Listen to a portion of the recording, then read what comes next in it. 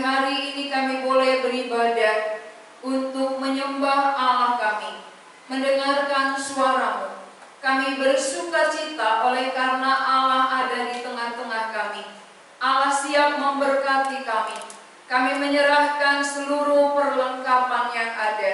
Biarlah Tuhan yang memberkati. Tuhan menguduskan supaya lewat alat-alat yang dipakai, berita tentang keselamatan itu, berita tentang pengharapan boleh sampai kepada kami. Kami berdoa untuk hamba-Mu yang menyampaikannya. Dalam kekurangan, keterbatasan, kami percaya ada Allah yang tidak terbatas, yang akan berkata-kata sebagaimana yang Tuhan harapkan. Dan setiap telinga yang mendengar juga, kami serahkan ke dalam kuasa-Mu. Biarlah Engkau sendiri yang menguasai seluruh hati, pikiran orang yang mendengarkan firman Tuhan, supaya firman-Mu benar-benar menjadi berkat bagi kami. Kami siap mendengarkan suara Tuhan. Di dalam nama Tuhan Yesus kami berdoa. Amin. Jemaat dipersilakan untuk duduk kembali. Mari kita membaca dari Injil Matius pasal 16 ayat 21 sampai 28. Matius pasal 16 ayat 21 sampai 28. Kita akan baca secara responsorial. Saya baca ayat ganjil, kita semua baca ayat genap. Matius 16 ayat 21. Sejak waktu itu, Yesus mulai menyatakan kepada murid-muridnya bahwa Ia harus pergi ke Yerusalem dan menanggung banyak penderitaan dari pihak tua-tua, imam-imam kepala, dan ahli-ahli Taurat, lalu dibunuh dan dibangkitkan pada hari ketiga. Tetapi Petrus menarik Yesus ke samping dan menegur Dia, katanya, Tuhan, kiranya Allah menjawabkan hal itu. Hal itu sekali-kali akan menimpa Engkau. Maka Yesus berpaling dan berkata kepada Petrus, "Enyahlah iblis, engkau suatu batu sandungan bagiku, sebab engkau bukan memikirkan apa yang dipikirkan Allah, melainkan apa yang dipikirkan manusia." Lalu Yesus berkata kepada murid-muridnya, "Setiap orang yang mau mengikut Aku, ia harus menyangkal dirinya, memikul salibnya, dan mengikut Aku. Karena barang siapa mau menyelamatkan nyawanya, ia akan kehilangan nyawanya. Tetapi barang siapa kehilangan nyawanya karena Aku, ia akan memperolehnya. Apabila seseorang memperoleh seluruh dunia, tetapi kehilangan nyawanya, dan apakah yang dapat diberikannya sebagai ganti nyawanya? Sebab Anak Manusia akan datang dalam kemuliaan Bapanya, diiringi malaikat-malaikatnya. Pada waktu itu Ia akan membalas setiap orang menurut perbuatannya. Aku berkata kepadamu, sesungguhnya di antara orang yang hadir di sini, ada yang tidak akan mati sebelum mereka melihat Anak Manusia datang sebagai raja dalam kerajaannya. Ya, yang menjadi tema khotbah kita hari ini, pikiran Petrus mewakili pikiran manusia. Apa yang ada dalam pikiran Petrus itu adalah gambaran daripada pikiran seluruh manusia secara umum. Nah, kenapa itu mewakili? Karena Petrus ini adalah murid terdepan, murid yang paling cepat bertindak, murid yang paling cepat menjawab, dan dia mewakili semua para rasul waktu itu. Dan ketika Tuhan Yesus sudah banyak melakukan mujizat, maka ada pertanyaan kepada muridnya. Sesudah dia melayani, membuat banyak mujizat, lalu dia bertanya kepada mereka dari pasal 16 ayat 15. Lalu Yesus bertanya kepada mereka, "Tetapi apa katamu, siapakah aku ini?" Maka jawab Simon Petrus, "Engkau adalah Mesias, Anak Allah yang hidup." Sesudah banyak mujizat terjadi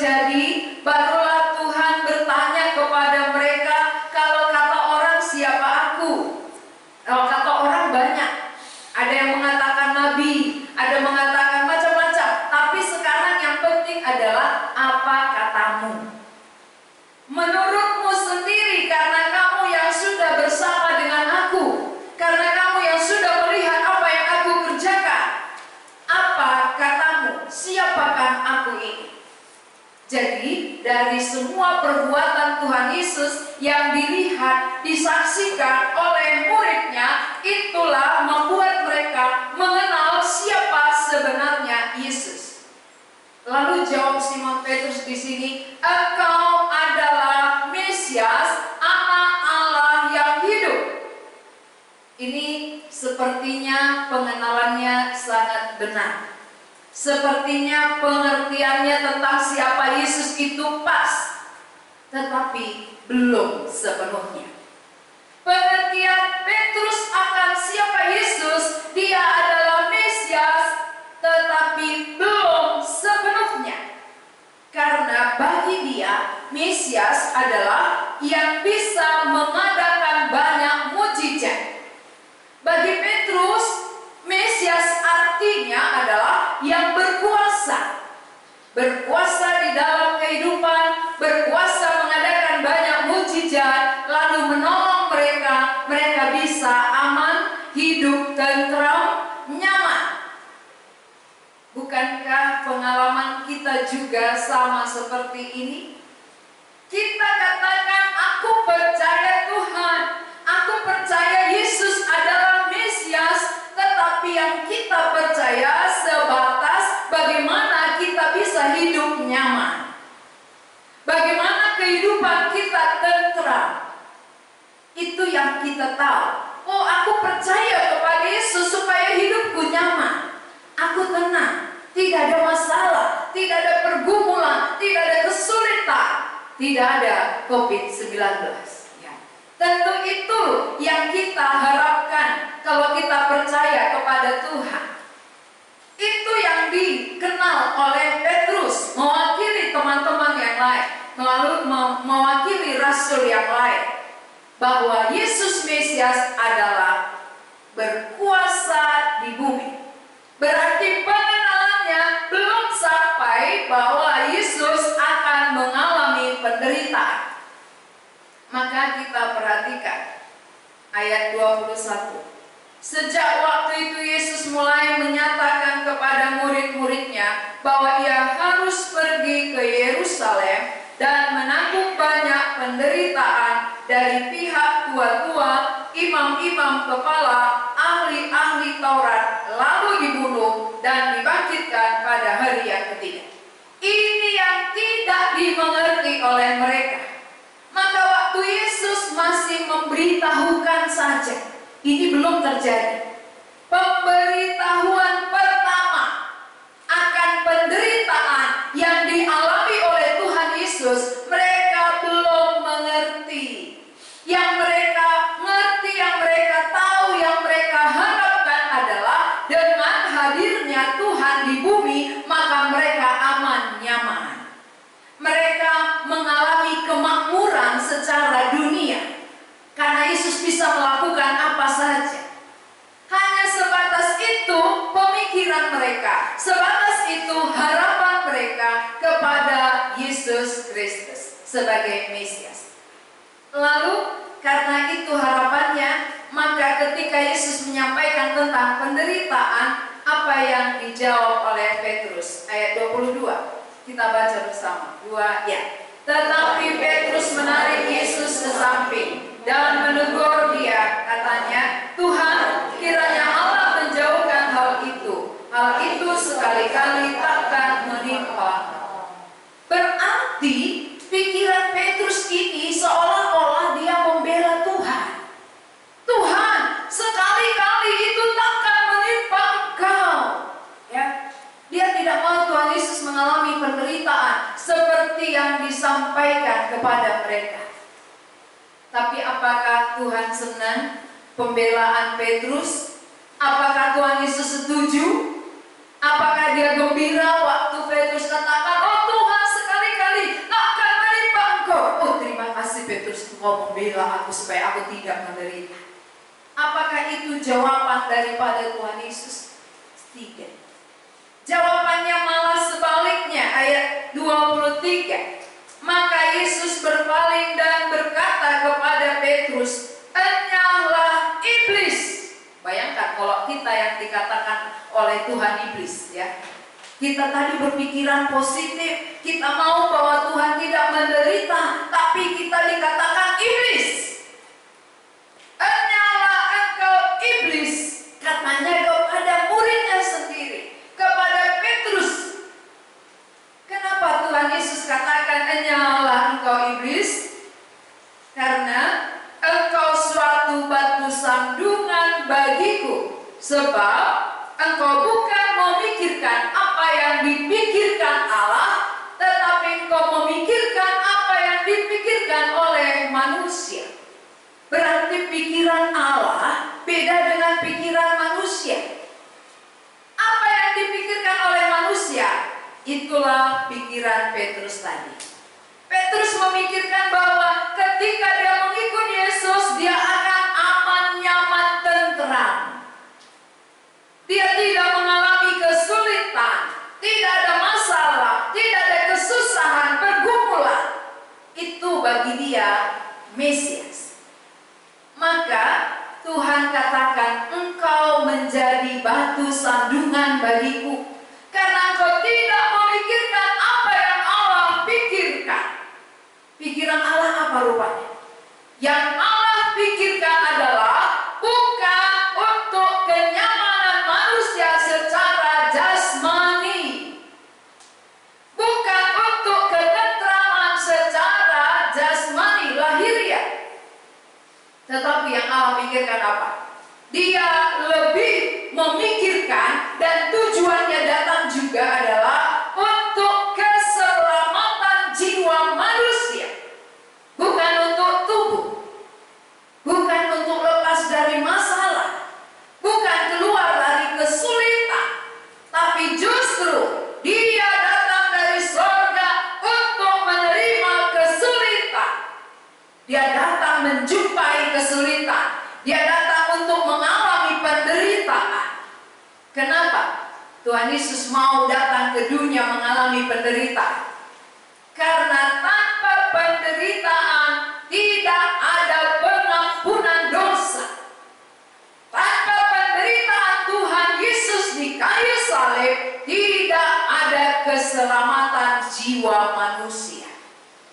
Berarti pikiran Allah lebih memikirkan jiwa kita daripada tubuh kita. Kenapa kalau ada situasi sulit seperti sekarang? Kenapa kalau ada masalah seperti yang kita hadapi, kita langsung khawatir, kita langsung letih lesu, kita tidak seperti orang yang tidak punya pengharapan, gelisah, ketakutan, karena pikiran kita seperti pikiran Petrus.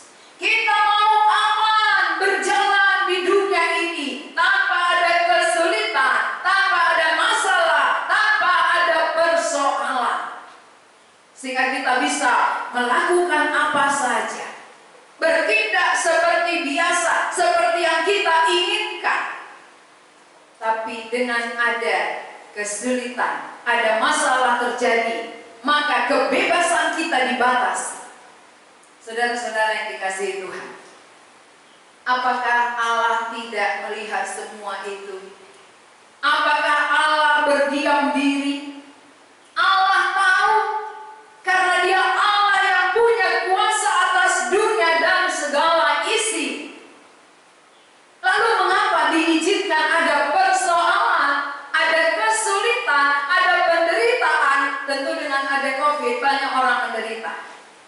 Menderita fisik, menderita mental, menderita secara ekonomi, banyak sekali penderitaan. Lalu mengapa tidak secepatnya Tuhan bertindak melepaskan semuanya itu? Karena tujuannya datang, yang Dia pikirkan bukan sebatas tubuh jasmani ini, bukan kenyamanan tubuh ini, tetapi yang lebih dipikirkan Allah, keselamatan jiwa manusia, karena jiwa kita tidak akan pernah mati selamanya. Jadi kalau jiwa tidak pernah mati, kalau tidak diselamatkan oleh Dia melalui pengorbanan dan penderitaannya, maka kita akan mengalami penderitaan. Saudara-saudara yang dikasihi oleh Tuhan, mari kita melihat tujuan Allah itu apa, yang dipikirkan Allah itu apa. Apakah sama dengan yang aku pikirkan selama ini? Kalau yang kita pikirkan hanya sebatas bumi ini saja, sebatas persoalan kita beres, kesulitan-kesulitan diselesaikan, pergumulan-pergumulan ada jalan keluar. Kalau hanya sebatas itu, berarti pikiran kita masih seperti pikiran Petrus. Kalau pikiran kita sama seperti Petrus, apakah Tuhan senang? Apakah Tuhan bela kita? Apakah Tuhan dukung? Justru Tuhan katakan apa? Engkau iblis. Karena iblis itu ingin supaya kita juga memikirkan pikiran-pikiran manusia, tidak sama dengan pikiran Allah. Padahal Tuhan Yesus memikirkan pikiran Allah. Tuhan Yesus datang untuk melakukan kehendak Allah. Yang Allah pikirkan, biarpun penderitaan, biarpun terjadi siksaan dari imam-imam, tua-tua, ahli-ahli Taurat, dia berani menjalani itu demi keselamatan kita. Berarti dia jauh lebih memikirkan kita dibanding kita memikirkan diri sendiri. Kita sering lupa apa yang terpenting. Kita tidak ingat, walaupun sudah ada pembatasan ruang gerak kita sekarang, tapi kita terus mau bergerak sebebas-bebasnya. Kita tidak manfaatkan waktu yang ada untuk mencari kehendak Allah. Seharusnya dalam situasi sulit, keadaan yang membatasi kita, kita berpikir positif. Kita bertanya kepada Tuhan, Tuhan, saya percaya Engkau Allah yang berkuasa. Lalu dengan adanya kesulitan ini di seluruh dunia, apakah maksudmu? Apakah rencanamu? Apakah yang ada dalam pikiranmu terhadap hidupku, diriku, keluargaku? Supaya itu yang aku pikirkan. Seharusnya itu yang ada dalam pikiran kita, saudara. Bukan malah mempersalahkan keadaan, mempersalahkan situasi, bukan. Tetapi carilah makna di balik situasi yang ada. Carilah kehendak Allah dari apa yang terjadi dalam hidup kita. Mari kita banding-banding ketika hidup kita beres, aman, nyaman semuanya. Apakah hati kita sungguh mengasihi Dia? Apakah kita taat sepenuhnya kepadanya ketika keadaan kita aman, ketika ekonomi kita beres? Kita bisa banding. Toh sama saja. Beres pun semuanya bukan menambah kita mengasihi Dia, mentaati Dia. Maka sekarang kalau Dia izinkan ada pembatasan ruang gerak kita, seharusnya kita lebih memikirkan kepada pikiran Allah. Kita lebih memikirkan kepada jiwa kita. Toh satu saat aku pasti mati. Semua manusia pasti mati. Mengapa kita kemana-mana pakai masker? Kenapa kita kemana-mana selalu menjaga jarak? Ini artinya apa? Menjaga diri supaya tidak kena penyakit, tidak kena virus. Tetapi pernahkah kita pikirkan bahwa sejak kita lahir ke dunia ini, kita sudah bawa virus sebenarnya. Sejak kita ada, kita sudah bawa virus di dalam diri kita masing-masing. Virus dosa yang lebih berbahaya daripada virus COVID-19. Karena kalau virus dosa tidak diobati, tidak menerima penderitaan Kristus, maka kita yang akan menderita selamanya. Itu yang Allah pikirkan, saudara. Allah sangat memikirkan kita bagaimana kita lepas dari penderitaan kekal. Tapi kita sering sekali berjuang untuk menghindari penderitaan sementara. Petrus demikian. Maka Tuhan Yesus katakan, engkau menjadi suatu batu sandungan bagiku, karena engkau tidak memikirkan apa yang Allah pikirkan, tapi yang engkau pikirkan adalah pikiran manusia. Saya rasa apa yang dikatakan oleh Tuhan Yesus ini benar.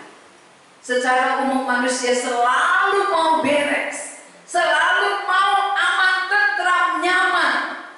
Maunya tidak ada kesulitan apa-apa terjadi.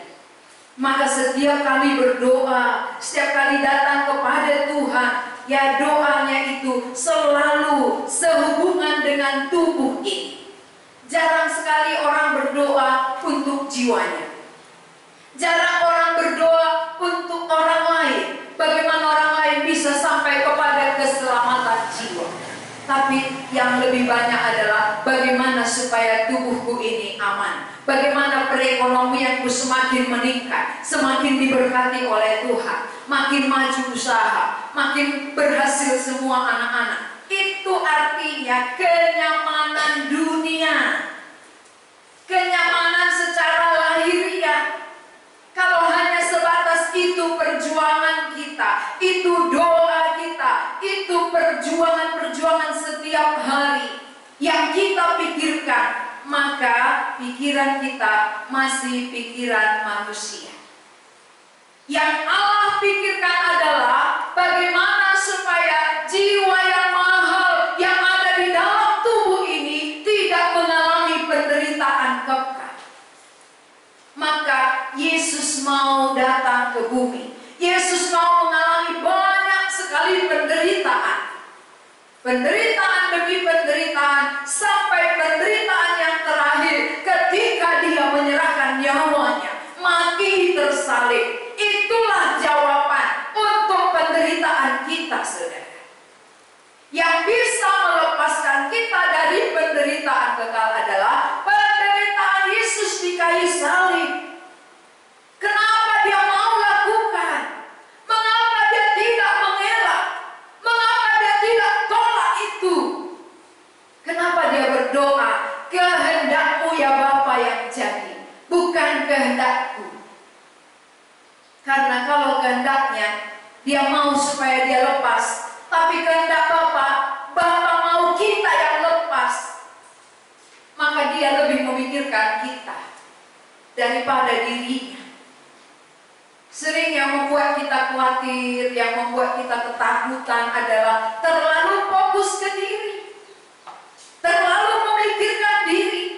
Tidak memikirkan apa yang Allah pikirkan saat ini. Supaya itu menjadi pikiranku. Sehingga kami sejalan dengan Allah.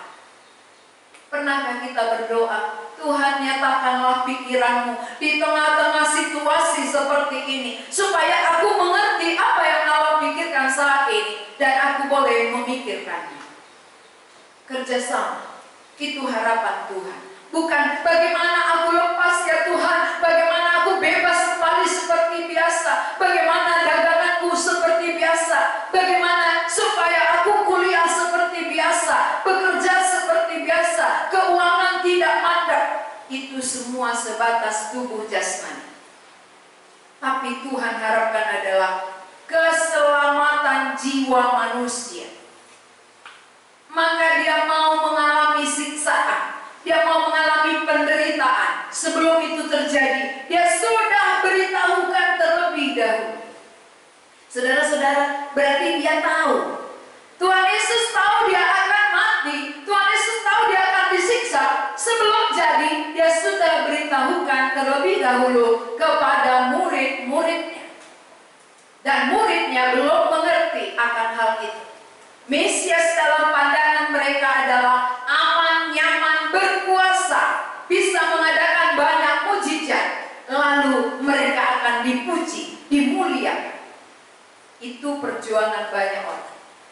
Ingin diri yang dipuji, diri yang dimuliakan. Tapi Tuhan Yesus tidak. Justru dia yang mulia datang menjadi yang hina. Dia yang Allah berkuasa membatasi dirinya. Dia Allah yang tak terbatas, tetapi dia membatasi dirinya. Lalu kita sedikit saja dibatasi ruang gerak kita, kita langsung berontak kepada Tuhan.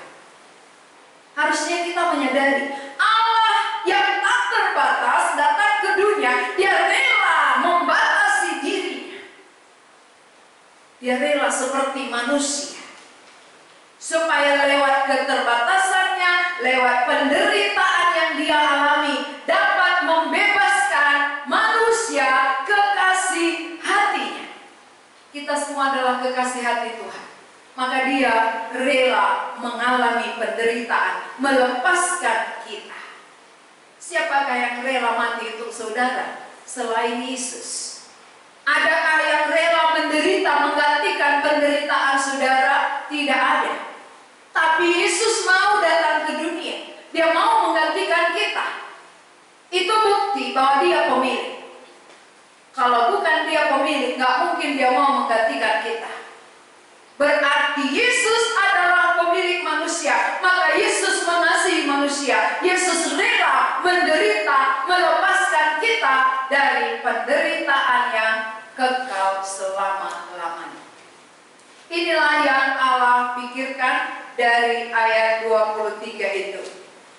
Ayat 24, lalu Yesus berkata kepada murid-muridnya, setiap orang yang mau mengikut aku, ia harus menyangkal dirinya, memikul salibnya, dan mengikut aku. Berarti kalau kita mau mengikut Yesus, harus mau menyangkal diri. Menyangkal diri artinya tidak mementingkan diri, tidak memikirkan kesenangan diri, tetapi sebagaimana Yesus juga membatasi diri, mengalami penderitaan, kita pun rela untuk itu.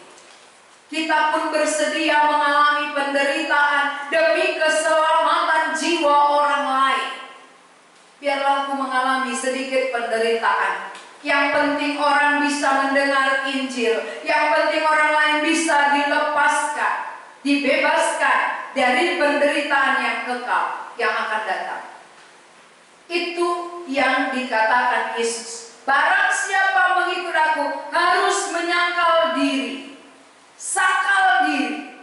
Kesenangan diri adalah kenyamanan, keamanan, ketentraman, kemuliaan. Sangkal itu. Lalu bagaimana?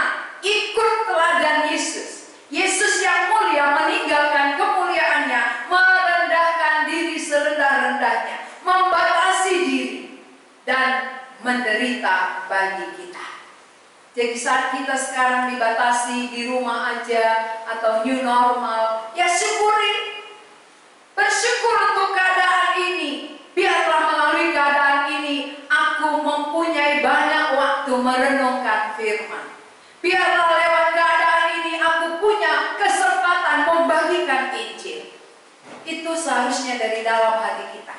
Karena itulah tujuan Yesus datang. Itulah tujuan Yesus mengalami penderitaan. Sangkal diri. Pikul salib. Pikul salib itu artinya apa? Menderita oleh karena nama Yesus.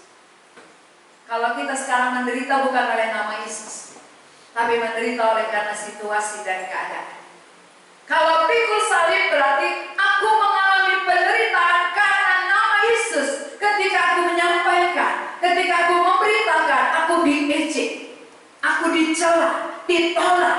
Ini pikul salib. Maka kenapa banyak orang berani mengikut Yesus walaupun dia dicela, walaupun dia mengalami banyak penderitaan. Contohnya seperti Rasul Paulus. Rasul Paulus berapa kali masuk penjara, berapa kali kapalnya hampir karam, berapa kali hampir diterkam binatang buas. Tapi kenapa dia tidak mundur? Karena dia mau pikul salib. Mengikut Yesus berarti pikul salib. Dia mau pikul salib sedikit demi orang lain bisa mendengar Injil. Karena lewat itulah orang yang mendengar Injil bisa percaya dan lepas dari penderitaan. Ada penderitaan tubuh sedikit untuk melepaskan penderitaan kekal. Kenapa kita tidak rela? Kita hanya menderita sedikit saja demi kelepasan mau memikirkan pikiran Allah. Allah memikirkan manusia. Lalu aku yang sudah mengikut dia, memikirkan siapa? Kalau Allah sudah memikirkan aku, Allah sudah menyelamatkan aku, melepaskan diriku dari penderitaan kekal. Sekarang tugasku ikut Tuhan. Pikul salib, menderita. Wah, menderita kita beda dengan menderitanya Paulus. Belum seberapa. Sedikit saja diejek kita langsung mundur. Sedikit aja ditolak kita langsung keok. Kalau Paulus berapa kali ditolak, dia tidak pernah mundur. Ya, banyak penderitaan dicapuk juga dia tidak mundur. Karena dia tahu dia telah lepas dari penderitaan kekal. Sekarang penderitaan tubuh yang sedikit itu bisa melepaskan orang lain dari penderitaan api neraka. Inilah pentingnya saudara mengerti apa rupanya yang sedang aku pikirkan, apa yang aku perjuangkan. Apakah aku memperjuangkan apa yang Allah pikirkan saat ini, atau perjuanganku masih sebatas lahiria, duniawi, jasmani, tubuh? Kalau itu betapa ruginya kita. Hidup hanya berapa tahun, lalu kita pikirkan hanya nyaman sebentar, siang itu penderitaan kekal menanti. Betapa ruginya kita hidup. Maka kita perlu ingat kembali bagaimana orang kaya dengan Lazarus yang miskin. Lazarus walaupun menderita sebentar, tapi kemuliaan kekal menjadi miliknya. Orang kaya menikmati sebentar, tapi penderitaan kekal selamanya. Itu fakta. Itu kenyataan. Jangan mau ditipu oleh iblis. Bahwa sorga itu kenyataan, neraka itu juga kenyataan. Kalau saudara tanya siapa yang sudah dari sana, ya, pembuatnya yang sudah dari sana. Yesuslah yang membuat, dia sudah dari sorga, dia yang menceritakannya. Dan dia membuktikan itu. Kalau tidak ada penderitaan di neraka, gak mungkin Yesus mau menderita. Itu saja perlu kita pakai ya, pikiran kita yang normal. Kalau memang tidak ada hukuman, tidak ada penderitaan kekal, mengapa Allah yang berkuasa, Allah yang tidak terbatas, mau ke dunia, mengambil rupa seperti kita, mengalami siksaan-siksaan, sampai dia mati di kayu salib? Kalau memang itu tidak ada, tidak mungkin dia lakukan, dia Allah. Dia pencipta kita. Jadi otak kita ini sangat terbatas untuk menilai Allah. Otak kita adalah ciptaan Tuhan. Kita tidak bisa menjangkau pikiran Allah. Maka sejauh yang dia sampaikan, sejauh yang dia ceritakan, yang sudah tertulis di dalam Alkitab, inilah bagian kita. Ini pun tidak semua tahu. Mengapa tidak semua tahu padahal sama-sama membaca? Karena ini benar-benar firman Allah, perkataan Tuhan. Kalau firman Allah berarti kalau bukan Allah yang membukakannya, orang tidak akan mengerti. Maka kepada siapa dibukakan Allah, dialah yang mengerti rahasia Allah. Kepada siapa yang tertutup, maka dia tidak tahu rahasia Allah. Berarti membuktikan Alkitab ini walaupun ditulis oleh manusia, tetapi isinya adalah perkataan Allah. Maka karena ini perkataan Allah, semua yang tertulis ini jadi. Tidak ada yang tidak digenapi, semua terjadi. Maka penting kita mendengar firman. Lihat aja dalam kehidupan orang yang sudah percaya, yang sudah memiliki Tuhan Yesus, terjadi perubahan. Itu siapa yang buat? Siapa yang kerjakan? Kalau bukan Allah. Kita nggak mampu mengubah hidup kita. Kita nggak mampu mengubah etika kita, pikiran kita. Tapi orang yang sudah menerima Allah, dia diubahkan. Itu bukti nyata Allah ada. Mengapa ada orang yang dirasuk setan ngamuk-ngamuk? Berarti setan ada. Setan ada, kemana nanti setan dibuang? Ke api neraka.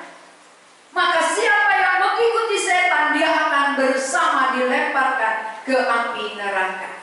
Jadi inilah kesempatan bagi kita untuk memikirkan yang Allah pikirkan supaya jadi kepada kita. Apa yang Allah pikirkan tadi harus dalam bagi kita. Yang Allah pikirkan bukan kenyamanan dunia, bukan ketentraman di tengah-tengah kehidupan ini, tetapi keselamatan jiwa. Kalau sudah selamat jiwa kita, kurang-kurang nyaman pun bisanya kita nikmati. Ya, karena isinya di dalam. Kalau udah aman di dalam, dimanapun kita merasa nyaman. Tapi kalau di dalam gusar, ya di tempat yang indah sekalipun kita tidak bisa nikmati. Ini sudah banyak orang mengalami seperti ini. Mungkin saudara juga mengalaminya. Jalan kemana-mana tempat yang indah-indah tidak bisa membuat hati yang gusar menjadi nyaman. Tetapi Allah ketika dia hadir, dia yang mengubahkan hati yang gusar menjadi aman dan tenang.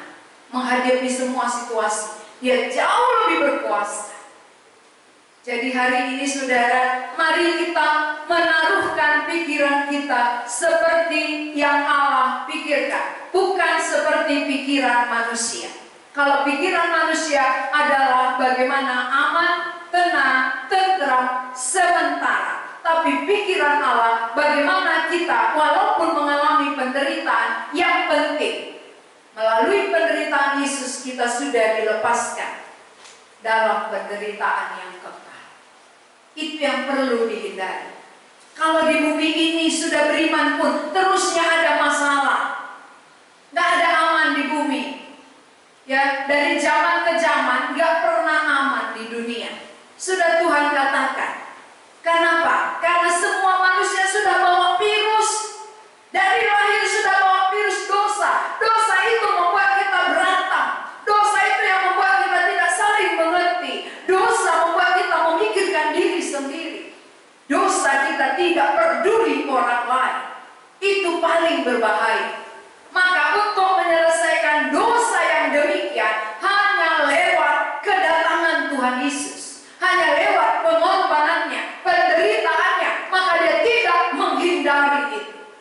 Kalau Yesus tadi tidak mati, semua manusia bawa virus masing-masing dan menjalankannya kepada anak cucu. Maka semakin jahatlah dunia ini. Tapi syukur Yesus datang. Oleh kedatangannya, maka manusia yang membawa virus itu mendapat obatnya. Sehingga orang yang menerima obat, dia lepas dari dosa. Dia bisa melakukan kehendak Allah. Dia tahu pikiran Allah. Dia bekerja sama dengan Allah untuk membagikan obat dosa itu kepada yang lain yang belum menerimanya. Jadi saudara-saudara yang dikasihi oleh Tuhan, kenapa kita sering sekali mau berbuat baik, melakukan keinginan-keinginan yang baik, tapi kita tidak mampu?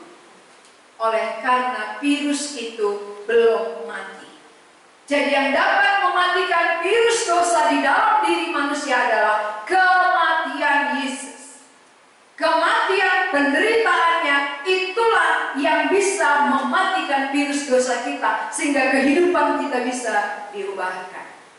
Jadi saudara-saudara yang dikasihi Tuhan, marilah bagi yang belum memikirkan pikiran Allah, mulai sekarang pikirkan.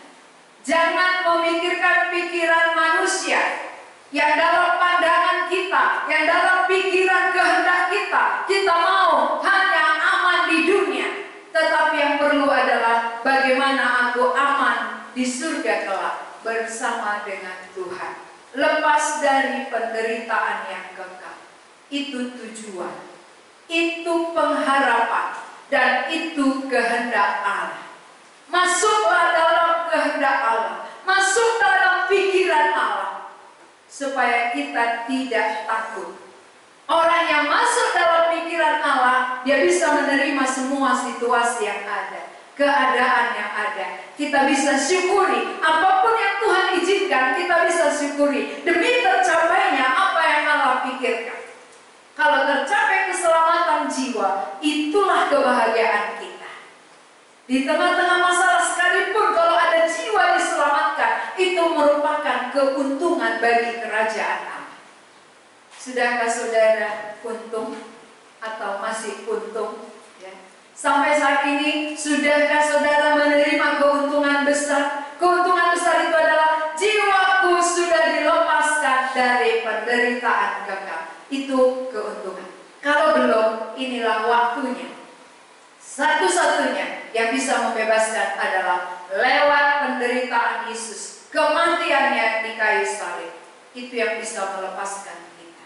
Mari kita berdoa. Kami mengucap syukur kepadamu ya Tuhan, buat firman yang sudah kami dengar. Seringkali pikiran kami sama dengan pikiran Petrus, yang hanya mengharapkan keamanan, ketenteraman di bumi, tanpa memikirkan apa yang Allah pikirkan. Allah memikirkan bagaimana jiwa manusia diselamatkan, sehingga Tuhan Yesus datang ke dunia, mengalami banyak penderitaan, tidak mengelak, tetapi menjalaninya. Karena itulah satu-satunya jalan melepaskan kami dari penderitaan yang kekal. Kami bersyukur kami dapat mengenal Engkau Allah kami, Allah pemilik hidup kami, sehingga Engkau mengasihi kami, membuktikan cinta-Mu kepada kami lewat penderitaan-Mu. Engkau tidak melarikan diri, tetapi Engkau datang justru menjalani penderitaan, supaya kami yang percaya menerima Engkau lepas dari penderitaan kekal. Berkati setiap hati, berkati setiap telinga yang sudah mendengar. Biarlah Roh-Mu yang kudus meneruskan berbicara bagi kami masing-masing, memberi pencerahan, supaya lewat pekerjaan Roh Kudus setiap telinga yang mendengar boleh menyadarinya, mengerti apa yang sedang mereka pikirkan saat ini. Kalau mereka hanya memikirkan perkara dunia, supaya mereka berbalik untuk memikirkan jiwa mereka. Terpujilah Engkau ya Tuhan, di dalam nama Tuhan Yesus kami berdoa.